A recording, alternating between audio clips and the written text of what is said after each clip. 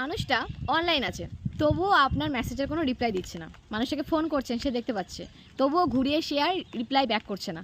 দেখুন, আপনি ভাবছেন সে অত্যন্ত ব্যস্ত।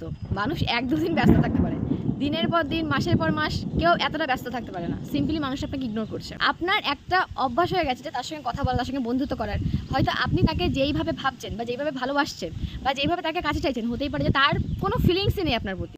সিম্পলি সে আপনার থেকে দূরত্ব বাড়াতে চাইছে। যখন তার সঙ্গে কথা বলার খুব ইচ্ছা হবে না, নিজের পায়ে থেকে জুতোটা খুলবেন, সপাটে দুটো গালে দুটো কষিয়ে জোরে থাপ্পড় মারবেন।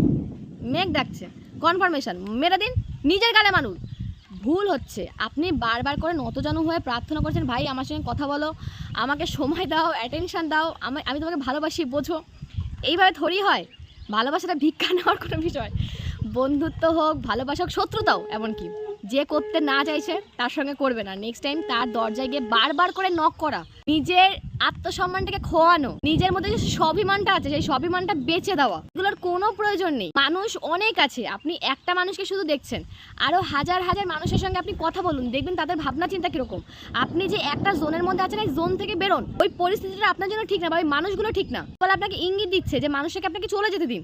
আপনি তাকে ধরে বেঁধে রেখেছেন, যত ধরে রাখবেন না আপনারই একটা সময় পরে হাতে কষ্ট হবে, দাগ পড়ে যাবে, পরে কিন্তু সেইটা ঠিক হবে না। যত রক্তক্ষরণ হবে, পরে ফিরে আসাটা, পরে নিজেকে নিজে আটকানোটা, পরে আপনার মুশকিল হয়ে যাবে। দ্বিতীয়বার যদি ওই মানুষটার কথা আপনার খুব মনে পড়ে, কষ্ট হয়, কান্না পায়, আপনার অভিমান হয়, তাহলেও নিজেকে আটকান।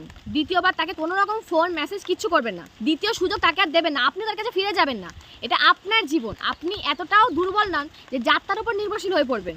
আপনি ভালোবেসেছেন, কোনো পাপ করেননি। আজকের থেকে জীবনে একটা সিম্পল রুল, যে আপনার খোঁজ নেয় না, আপনিও চুপচাপ তার আর কোনো খোঁজ নেবে না। সে আপনার যতই কাছের হোক, যতই আপন হোক, যতই ভালোবাসার মানুষ হোক, যাই হয়ে যাক, সবার আগে নিজের সম্মানটা ইম্পর্টেন্ট। নিজের চরিত্র নষ্ট করে অন্য কারো মুখে হাসি দেখাটা, এটা আপনার কাজ না।